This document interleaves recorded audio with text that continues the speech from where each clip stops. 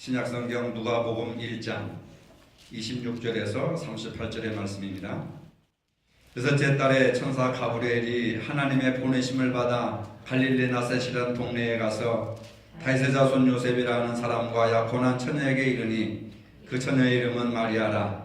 그에게 들어가 이르되 은혜를 받은 자여 평안할지어다. 주께서 너와 함께 하시도다 하니 처녀가 그 말을 듣고 놀라 이런 인사가 어찌함인가 생각하매 천사가 이르되 마리아여 무서워하지 말라. 내가 하나님께 은혜를 입었느니라. 보라 내가 잉태의 아들을 낳으리니 그 이름을 예수라 하라. 그가 큰 자가 되고 즉 기업부신 이의 아들이라 일컬어질 것이요 주 하나님께서 그 조상 다윗의 왕위를 그에게 주시리니 영원히 야곱의 집을 왕으로 다스릴 것이며 그 나라가 무궁하리라. 마리아가 천사에게 말하되 나는 남자를 알지 못하니 어찌 이 일이 있으리까? 천사가 대답하여 이르되 성령이 내게 임하시고 지극히 높으신 이의 능력이 너를 덮으시리니 이름으로 나실 바 거룩한 이는 하나님의 아들이라 일컬어지리라. 보라 내 친족 엘리사벳도 늙어서 아들을 배었느니라. 본래 임신하지 못한다고 알려진 이가 이미 6달이 되었나니 대저 하나님의 모든 말씀은 능하지 못하심이 없느니라. 마리아가 이르되 주의 여종이오니 말씀대로 내게 이루어지이다 하매 천사가 떠나가니라. 아멘. 성탄절이 이틀 앞으로 다가왔습니다. 왠지 가슴이 설레고 또 누군가로부터 선물을 받을 것 같은 그러한 설레임과 기다림이 있지만 나이가 들어갈수록 이런 특별한 날에 대한 감각이 무뎌지고 있다는 것을 느끼게 됩니다. 그래서 많은 사람들이 성탄이 다가와도 성탄의 의미를 모르겠다. 어제 동지가 지나갔는데 동지가 왜 있는지 모르겠고 동지팥죽을 먹는지 모르겠고 저는 기회가 없어서 동지팥죽을 먹지 못했지만 아무 일도 안 생기고 도대체 이런 의식이 우리 인간 삶에 어떤 의미가 있을까 하는 그런 생각을 해봅니다. 나이가 어릴수록 명절이나 성탄에 대한 설레임과 기쁨이 있지만 나이가 들어갈수록 무감각해지고 있는 우리들의 모습을, 일상적인 모습을 생각해 볼 수가 있습니다. 그러나 우리는 어떤 오고 가는 그런 선물의 의미보다도 성탄의 깊은 의미가 우리에게 주는 그런 의미가 무엇인가 하는 것을 깨닫는 것이 더 큰 선물인 줄로 압니다. 성탄절은 우리를 죄에서 구원해 주시려고 이 땅에 오신 예수님을 기쁨으로 맞이하는 그런 날입니다. 예수님께서 이 땅에 오시기까지 그냥 한순간의 유성처럼 하늘에서 떨어진 별똥별이 아니라 거기에는 수많은 인과관계가 얽혀 있는 것을 볼 수가 있습니다. 예수님께서 이 땅에 오시기까지 헌신적으로 순종하신 분들이 있는데 먼저 어머니 마리아의 순종을 찾아볼 수가 있습니다. 오늘 본문 30절 31절에 보니까 천사가 이르되 마리아여 무서워하지 말라. 내가 하나님께 은혜를 입었느니라. 보라 내가 잉태의 아들을 낳으리니 그 이름을 예수라 하라. 이렇게 일방적으로 마리아는 전혀 준비가 안 된 상태 속에서 하나님의 계획이 천사를 통해서 마리아에게 전달됩니다. 아직 남자와 동침해 본 적이 없는 처녀에게 무슨 마른 하늘의 날벼락을 치는 소리입니까? 이 말을 듣는 순간 마리아는 어떤 생각을 했겠습니까? 나는 처녀인데 그런 말은 꿈에도 들을 수 없는 말인데 내가 잘못 들은 거겠지. 세상에 무슨 일이 이런 일이 일어날 수가 있는가. 하지만 잘못 들은 말이 아닙니다. 너무나도 선명하게 뚜렷하게 천사가 나타나서 마리아에게 일러주시는 말씀이었습니다. 그 순간 마리아는 두려움에 사로잡혔습니다. 만일 그것이 사실이라면 천사의 말대로 내 몸에 잉태가 나타난다고 한다면 아직 결혼도 하지 않은 내가 임신한 것이 알려진다면 나는 어떻게 되는 것인가? 우리 부모님과 가족과 친척과 친구들을 어떻게 볼 수 있겠는가? 그런 인간적인 생각이 들지 않았겠습니까? 요셉과 마리아는 서로 정혼한 사이였습니다. 정혼은 약혼과는 좀 다른 유대인들의 독특한 풍습이라고 할 수 있습니다. 정혼은 결혼하기 1년 전에 이루어지는 것으로서 1년 후에 있을 결혼의 예비 언약과 같은 것입니다. 정혼 기간은 함께 살지도 않지만 결혼으로 도달하지 못하면 곧바로 파혼으로 되는 이혼과 같은 동일한 효력을 나타내는 것입니다. 마리아에게 하나님이 천사 가브리엘을 보내셨습니다. 가브리엘은 은혜를 받은 자여 평안할지어다. 주께서 너와 함께 하시도다 라고 하면서 말합니다. 가브리엘은 마리아에게 너무나도 뜻밖의 소식을 가지고 왔습니다. 처녀의 몸으로 아기를 잉태하라고 하는 말입니다. 상식적으로는 도저히 받아들일 수가 없는 겁니다.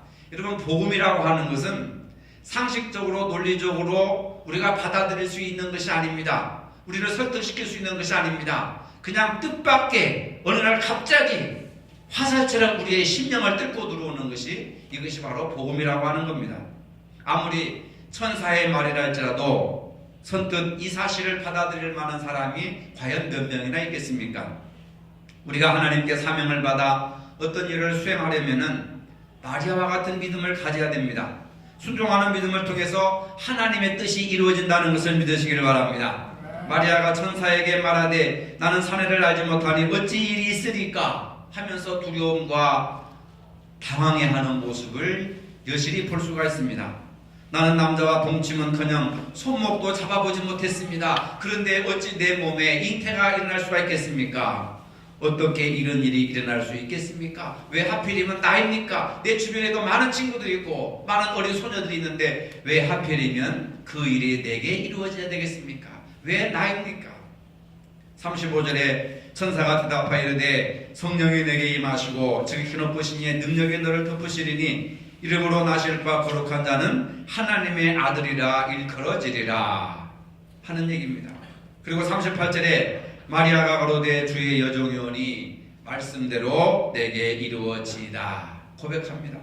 이 말은 무슨 말씀이냐? 나는 하나님의 여종입니다. 내 인생이 내 것이 아니고 나는 하나님의 것입니다. 하나님께서 당신의 목적으로 쓰신다는데 내가 어떻게 이것을 거절할 수가 있겠습니까? 하나님, 내 인생을 하나님께 맡깁니다.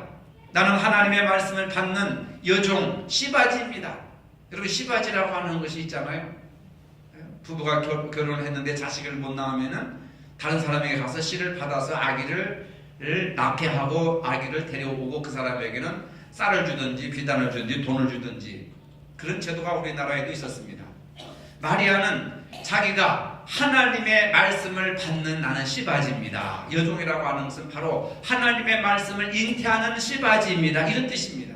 여러분, 하나님의 말씀을 받는, 여러분들의 심령의 말씀을 받는 시바지가 되시기를 바랍니다. 이것은 뭐냐면 하나님의 말씀을 내 안에 잉태시킨다는 겁니다. 내가 순종한다는 것입니다. 말씀이 내 안에 이루어진다고 하는 그런 뜻입니다.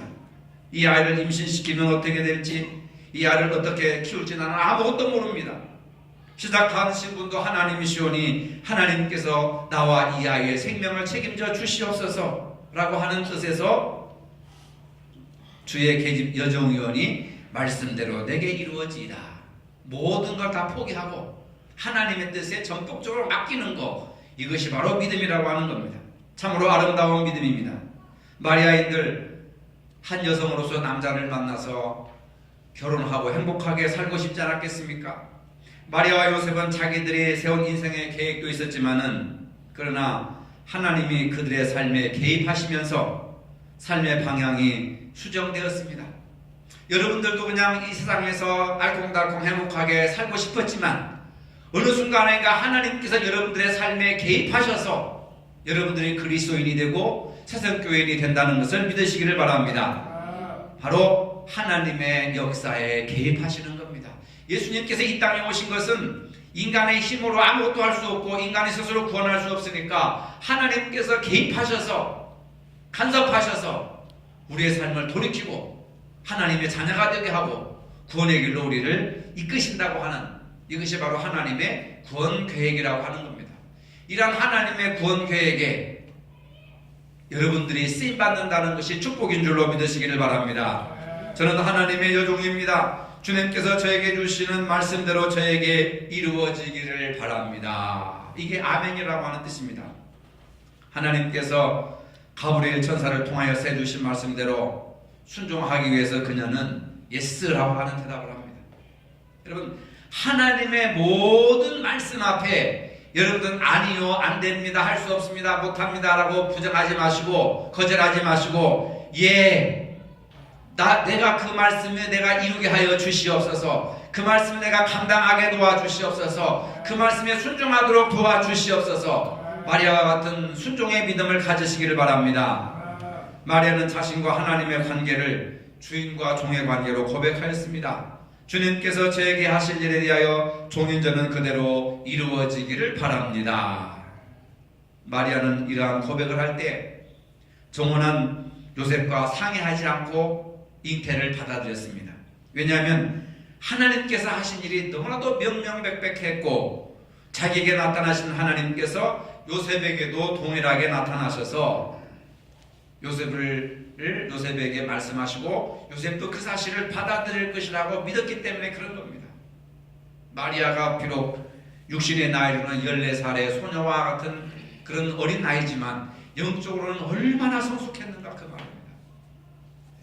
여러분들이 육신의 나이를 중요하지 않고 14살이면 철없는 중학교 1학년짜리라고 하더라고요. 요즘 말하자면 중학교 1학년짜리 여학생의 입에서 이런 고백이 울려나오고 이런 고백이 퍼져나왔다고 하는 게 정말 얼마나 놀라운 일입니까? 하나님께서는 이런 사람을 통해서 예수 그리스도를 맡기시는 겁니다. 자기에게 나타나신 하나님께서 요셉에게도 동일하게 나타나셔서 요셉도 나와 같은 믿음으로 그 뜻밖의 소식을 받아들일 것이라고 믿었다고 하는 것. 여러분, 믿음은 이런 것이 믿음입니다. 그 다음에 요셉의 순종을 볼 수가 있습니다. 성경에 직접적인 언급은 없지만 그 당시 상황으로 보아서 요셉은 이미 나이가 꽤 든 사람으로 추정할 수 있습니다. 그 당시 남자와 결혼을 하려면은 적어도 양 몇십 마리는 가지고 있든지 아니면 낙이 몇 마리는 재산으로, 기본적인 재산으로 가지고 있어서 신부를 데리고 올 때는 몸값을 지불해야 됩니다. 양 몇 마리 또는 낙이 몇 마리로 몸값을 지불해야 신부를 데려올 수가 있습니다. 요셉이 일찍이 결혼하지 못한 것은 아마도 신부의 몸값을 지불할 능력이 없었기 때문에 나이가 들어서 결혼을 한 것이 아닌가, 학자들은 그렇게 추정을 합니다. 요셉이라는 이름은 하나님께서 더하신다고 하는 뜻입니다. 하나님께서 더해주신다. 하나님께서 더해주신다. 요셉은 다윗의 자손이고 예루살렘 근처 베들레헴 출신이었습니다. 그런데 어떻게 갈릴리 호수 인근의 나세렛이란 동네에 와서 정착했는지는 모르지만은 가정 형편이 그렇게 넉넉한 편은 아니었습니다. 그의 직업은 목수였는데 당시 목수는 연장을 들고 이곳저곳으로 옮겨 다니면서 건물이나 물건을 수리하고 보수하는 일을 했습니다. 한 곳에 정착할 수가 없습니다. 이를 따라서 움직이는 거죠. 나중에 호적하러 베들레헴에 올라갔을 때 묵을 것이 없어서 고생했던 것으로 보아서 어떤 그런 가문이 번성한 집안도 아니었을 것이다 라고 할 수가 있습니다. 요셉은 예수님 외에 나중에 마리아에게서 네 아들을 낳았습니다. 야고보, 요셉, 유다, 시몬, 그리고 몇 명의 딸을 두었습니다. 유대 천성에 따르면 요셉은 AD 14년 예수님이 14살 때에 이 자식들을 남기고 요셉은 그냥 죽은 것으로, 단명한 것으로 전해지고 있습니다. 성경은 요셉을 의로운 사람이라고 평가하고 있습니다. 의로운 사람이라고 하는 평가는 마리아의 잉태 사실을 알고 가만히 끊고자 한 그 행동도 의로운 행동이었지만은, 그러나 요셉은 평소에 일상적인 생활 속에서 모든 생활 자체가 의롭게 살았다고 하는 것을 알 수 있습니다. 그래서 요셉은 의로운 사람이었다라고 이렇게 얘기합니다. 여러분, 주일날 교회 와서 의롭게 사는 것도 중요하지만 월요일에서부터 토요일까지 여러분들의 삶의 현장 속에서 의롭게 사시기를 바랍니다. 하나님은 오늘 우리가 하루 동안 사는 모습을 보시는 것이 아니라 월요일에서부터 토요일까지 여러분들의 가정이나 직장이나 사회에서 활동하시는 그 모습을 보신다고 하는 사실입니다. 주일날 교회 나와서 악하게 사는 사람이 누가 있겠습니까? 다 의로운 천사의 모습을 하고 있지 않아요? 그러나 우리의 진짜의 모습은 월요일에서부터 토요일 교회 밖에서의 우리의 언행, 이것으로 우리를 평가하는 겁니다. 요셉은 바로 세상에서 그렇게 의롭게 살았다는 얘기입니다. 자기가 정혼한 여자가 임신했다는 소식을 듣고 분노보다는 마리아의 관계를 은밀하게 끊고자 했습니다. 엄청난 충격을 받았을 것입니다. 마리아의 행실과 배신감에 놀라다 못해 크게 상심하였을 것입니다. 근데 요셉은 그의 허물을 덮어주기로 했습니다. 이것이 바로 사랑입니다. 사랑은 허다한 허물을 덮어준다고 했습니다. 자기가 말을 잘못하면 마리아는 돌에 맞아 죽습니다. 화를 내며 흥분하기보다는 사랑이 많은 사람이었습니다. 그래서 드러내지 않고 조용히 관계를 끊기로 했습니다. 얼마나 냉정하면서도 온유한 성격을 가졌는가, 얼마나 공의로우면서도 남을 배려하는 그런 마음을 가졌는가. 우리 남자들은 요셉의 마음을, 인격을 가져야 되고, 여자분들은 마리아의 그 마음을, 믿음을 가져야 됩니다. 아무리 어렵고 힘든 일이 있어도 그것을 드러내고 그것을 발설하고 나팔을 불고 그 문제가 더 확대되는 거지 문제를 해결할 수가 없습니다. 요셉은 이 사실을 깨닫고 정말 하늘이 무너지고 땅이 꺼질 것 같은 그런 배신감과 절망감이 있었지만 사람에게 알리지 않고 은밀하게 관계만 끊으면 나도 행복하고 그녀도 행복할 것이다. 상생의 길을 선택한 것을 볼 수가 있습니다. 이것이 바로 배려의 마음이라고 하는 겁니다. 그리스도인들은 어떤 상황 아래서도 남의 허물을 덮어주고 용서해주는 사랑이 있어야 됩니다. 여러분, 이런 믿음을 본받기를 바랍니다. 요셉은 주의 사자의 말을 순종했습니다. 천사가 잉태되었다는 말을 어떤 방법으로도 누구의 말로도 이해할 수 없는 사실입니다. 요셉은 꿈에서 하나님의 사자의 지시를 받았습니다. 다윗의 자손 요셉아, 내 아내 마리아 데려오기를 무서워 말라. 저에게 잉태된 자는 성령으로 잉태된 것이라. 아들을 낳으리니 이름을 예수라 하라. 여러분, 현실은 피가 치솟아 오르는 분노와 배신감이 있습니다. 근데 천사가 꿈에 나타나서 요셉에게 말합니다. 저는 잉태된 자는 성령으로 잉태된 것이라. 아들을 낳으리니 이름을 예수라 하라. 그 천사의 말에 피가 끓어오르는 그 분노와 배신감과 그 흥분을 어떻게 가라앉힐 수가 있겠습니까? 우리가 성경을 몰라서 죄 짓는 것이 아닙니다. 성경을 몰라서 화가 나고 미워하고 시기하고 질투하는 것이 아닙니다. 성경을 너무나도 많이 알고 있습니다. 줄줄줄 다 외우고 있습니다. 그럼에도 불구하고 우리의 삶의 모습은 전혀 변화가 안 되고 있습니다. 왜 그렇습니까? 성경 말씀 따로, 내 감정 따로. 성경 말씀 따로, 내 환경 따로. 이걸 구분해 놓기 때문에 그렇습니다. 마리아와 요셉은 자기의 형편과 자기의 처지와 자기의 이해하는 입장이 있지만은 천사의 말에 순종을 합니다. 천사의 말에 굴복을 합니다. 이것이 믿음인 줄로 믿으시기를 바랍니다. 여러분들이 성숙한 믿음을 가지시려면 여러분들의 입장도 있고 형편도 있고 할 말씀도 있지만 하나님의 말씀을 듣고 하나님 말씀을 기억한다면 그 하나님의 말씀이 내 감정을 이기고 내 행동을 이기고 내 언행을 잠재울 수 있어야 되는 겁니다. 그게 하나님의 말씀의 능력이라고 하는 겁니다. 그런데 우리는 그걸 못하는 거죠. 꿈에서 지시받은 대로 따르기에는 너무나도 엄청난 사건이었음에도 불구하고 요셉은 전폭적으로 자기 감정을 죽이고 자기의 분노와 흥분, 배신감을 죽이고 전폭적으로 하나님의 말씀을 믿고 따르기로 했습니다. 이것이 믿음이죠. 이것이 믿음입니다, 여러분. 불쾌한 일을 당했을 때 남의 허물을 크게 떠들지 않고 조용히 해결할 수 있는 것은 쉽지 않습니다. 보통 내 문제는 시시하면서도 다른 이의 허물에 대해서는 관용치 못하고 크게 부각시키는 것이 일반 사람들의 성품입니다. 우리는 자신의 경험과 지식과 생각과 감정에 사로잡혀서 믿음의 발걸음을 한 걸음도 내딛지 못할 때가 얼마나 많은지 모릅니다. 뿐만 아니라 어려운 문제가 닥치면 말씀에 순종하기보다는 계산에 빠르고 또 주의 일이 앞장서기보다는 뒷짐지고 물러나설 때가 얼마나 많은지 모릅니다. 변명할 때가 얼마나 많은지 모릅니다. 그러면서 우리 여전히 인내와 관용을 말하고 믿음과 순종에 대해서 이야기합니다. 그러면서 여전히 기도는 형통의 복을 받아 누리는 기쁨과 감사의 생활이 펼쳐지기를 기도하고 있습니다. 얼마나 잘못되고 얼마나 모순된 겁니까? 얼마나 거짓되고 얼마나 위선된 행동입니까? 사실 요셉의 이런 인품 때문에 하나님은 그를 택해서 예수님의 육신의 아버지가 되는 영광을 누리게 되었습니다. 어느 시대나 하나님은 늘 의로운 자를 불러 쓰신다고 하는 사실입니다. 의로운 사람이었던 요셉을 당시에 하나님이 택하셨다는 것은 절대로 우연이 아니었습니다. 하나님은 한나라와 사회의 운명도 의로운 자를 통해서 결정하십니다. 소돔과 고모라도 의인 10명이 없어서 망해버렸습니다. 하나님의 성품을 담는 요셉과 같은 사람 10명만 있어도 그 나라 그 사회는 무너지지 않습니다. 하나님은 그 의인 10명을 통해서 그 나라와 사회를 구하신다는 것을 믿으시기를 바랍니다. 그런 사람 의인 10명만 있어도 한국교회는 살아납니다. 부흥됩니다. 전도가 됩니다. 오늘 우리는 의로움과 사랑이라는 요셉의 성품을 닮아야 합니다. 우리 믿는 사람들을 통해 한국 사회가 밝아져야 합니다. 한국 사회가 치유가 돼야 됩니다. 새로워져야 됩니다.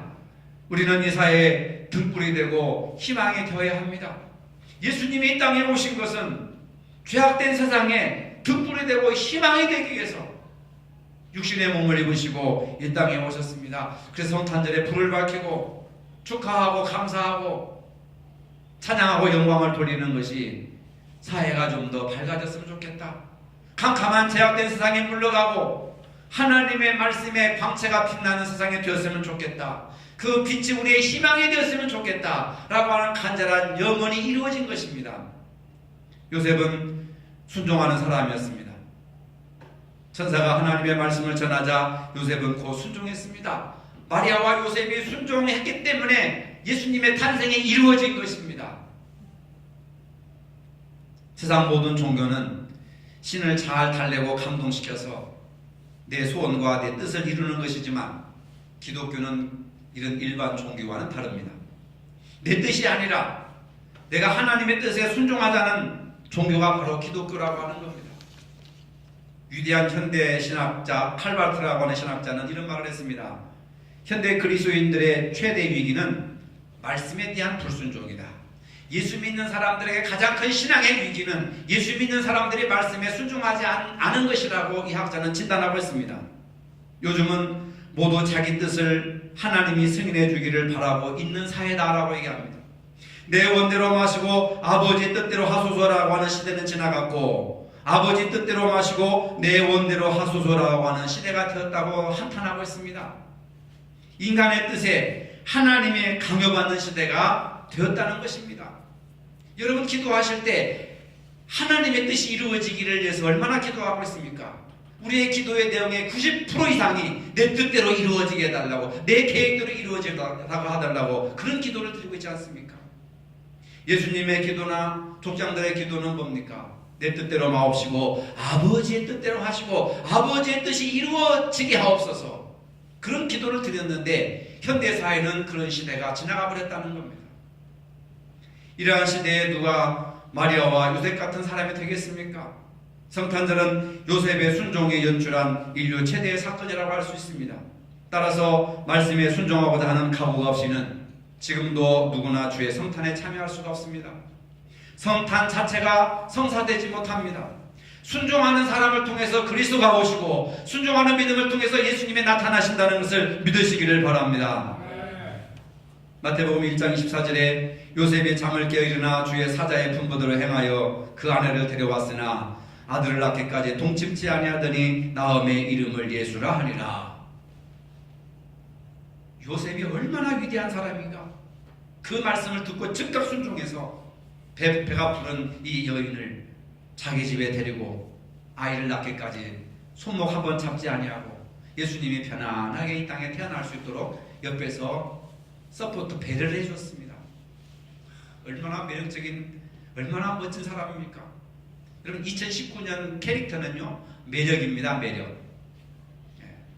나중에 그걸 설교를 할 건데 이 요셉이라는 사람이 너무너무 매력적인 사람이에요. 직업으로는 목수요, 세상에서 명함 하나 내놓을 수 없는 그런 사람이지만 예수님의 탄생하시기까지 얼마나 매력적인 도움을 주었는가. 이런 매력적인 사람들을 통해서 하나님의 역사가 이루어진다고 하는 것. 여러분들도 오늘 매력적인 인품을 가졌습니까? 매력적인 믿음을 가졌습니까? 한국 사회는요 매력 있는 사람들, 이런 사람들이 큰 돈을 벌고 또 매력 있는 사람들이 스타가 되고 매력 있는 사람들이 두각을 나타내는 그런 시대가 되었습니다. 요셉은 마리아를 데려오기를 작정하였습니다. 혼인식도 하지 않은 상태입니다. 이제 마리아의 배는 불러오는데 만일 그 사실이 밝혀지면 마리아는 동네 사람들에게 도로에 맞아 죽든지 망신을 당할 텐데 그런 상태에서 어떻게 결혼식을 치를 수가 있겠습니까? 모든 것을 다 희생하고 헌신하였습니다. 왜? 예수 그리스도가 탄생해야 되기 때문에. 예수님을 위해서 여러분 모든 것을 희생하시고 헌신하시기를 바랍니다. 우리의 자존심도, 우리의 명예도, 우리의 기득권도, 내 욕심도 요셉처럼 내려놓지 않으면 예수님의 탄생이 순탄하지가 않습니다. 당시 로마 황제가 자기 식민지 내 백성들에게 하나도 빠짐없이 철저하게 세금을 먹이기 위해서 인구조사를 하고 있었습니다. 인구조사를 하기 위해 고향으로 가는 도중에 베들레헴 마국간에서 예수님 탄생이 이루어집니다. 성탄절은 저절로 오는 선물만이 아닙니다. 누군가 순종을 통한 엄청난 희생의 결과라는 사실을 믿으시기를 바랍니다. 우리 삶에 다시 찾아온 성탄, 예수님께서 들어오시려면 주여 내게 오소서라고 하는 외침의 기도도 중요하지만은 특별히 마리아와 요셉과 같은 순종이 있어야 된다고 하는 사실입니다. 순종으로 말미암아 치러야 할 대가가 아무리 엄청나다 할지라도 그 희생을 감수하는 믿음이 있어야 된다는 그런 것을 명백하게 우리에게 보여주고 있습니다. 우리의 가정의 성탄절, 예수님께서 들어오셔서 주인이 되시려면 마리아와 요셉과 같은 부부처럼 순종과 오래 참음이 있어야 하는 겁니다. 근데 우리는 부부간에 살다가 이런 얘기를 합니다. 하나님 왜 하필 납니까? 왜 많은 사람들 중에 하필 내가 희생해야 됩니까? 왜 이런 사람을 내 아내로 주셨습니까? 왜 이런 사람을 내 남편으로 주셨습니까? 라고 하는 불평을 얼마나 많은지 하는지 모릅니다. 내 인생의 최대의 실수는 당신과 결혼한 것이다. 이런 이야기들을 서로 많이 할 때가 있습니다. 그러한 불평이 이제는 하나님 저를 택하여 주셔서 감사합니다. 이런 여자를 아내로 주셔서 감사합니다. 이런 남자를 남편으로 주셔서 감사합니다. 성탄절은 이렇게 바뀌어야 되는 줄로 믿으시기를 바랍니다. 여러분들은 마리아가 되시고 남자분들은 요셉과 같이 되시면 가정이 평안하고 가정이 건강하고 가정이 행복하고 그런 분들이 모여서 교회 생활하면 교회가 평안하고 교회가 기뻐지고 교회가 행복하고 할렐루야. 근데 왜 그걸 못하느냐 그 말입니다. 마리아의 얘기를 수없이 듣고 요셉의 이야기를 수없이 듣고 성탄의 이야기를 해마다 들어도 변화가 안 되는 게 뭡니까? 믿음이 없으니까 그래요. 그 말씀에 대한 믿음이 없고 그 말씀에 대한 순종이 없으니까 교회에 오신 예수님은 알겠는데 내 삶 속에 내 가정 속에 내 일터에서 예수님이 오시지는 않는 거예요. 내 삶 속에 예수님이 탄생하지 않는 겁니다. 얼마나 답답합니까 여러분? 그러니까 신앙생활해도 답답하고 기도해도 답답하고 그 점집에 찾아가고 이상한 데 찾아가고 그러지 않습니까? 오늘날 교인들이 주의 여종이오니 말씀대로 내게 이루어지리다. 순종하는 마리아의 인격을 우리가 본받아야 합니다. 아무리 나에게 불의한 짓을 했어도 흥분하거나 욕하지 말고 가만히 끊고자 했던 요셉의 인품을 본받읍시다. 매력적인 인품이 아니겠습니까 여러분? 이런 아름다운 인격을 가진 분들을 통하여 예수님께서 오시고 예수님께서 나타나신다고 하는 사실입니다. 마리아가 주의 여종이오니 말씀대로 내게 이루어지다 라고 고백하였듯이 하나님의 주시는 선물을 우리가 순종하고 믿음으로 받아들이는 순간 하나님의 엄청난 선물이 우리에게 임하게 된다고 하는 사실입니다. 하나님의 놀라운 일은 하나님의 말씀을 듣고 순종하는 사람들을 통해서 이루어집니다. 하나님의 말씀을 부지런히 듣고 믿음이 생기는 대로 순종하여서 하나님의 놀라운 일에 동참하는 저와 여러분들이 되시기를 주님의 이름으로 축복합니다. 거룩하신 아버지, 주님께서 이 땅에 인간의 몸을 입으시고 오시기까지 마리아와 요셉의 헌신적인 순종과 믿음이 있었기 때문에 이 모든 역사적인 사건이 나타나게 되었습니다. 이 믿음을 가지게 하시고 오늘 우리도 주신 말씀을 순종하여 주님의 뜻을 이루는 저희가 되게 하여 주시옵소서. 교회 안에서 성탄절을 맞이할 것이 아니라 우리 마음속에서 가정 속에서 일터에서 사회 속에서도 오신 예수 그리스도를 영접하며 탄생의 기쁨을 함께 누리는 복된 성탄절이 되게 하여 주시옵소서. 예수님의 이름으로 기도합니다. 아멘. 이제는 우리 주 예수 그리스도의 은혜와 하나님 아버지의 무한하신 사랑과 성령의 교통하심이 마리아와 요셉처럼 순종하는 삶을 살기를 원하는 모든 성도들 머리 위에 이제로부터 영원토록 함께 하시기를 축원하옵나이다. 아멘.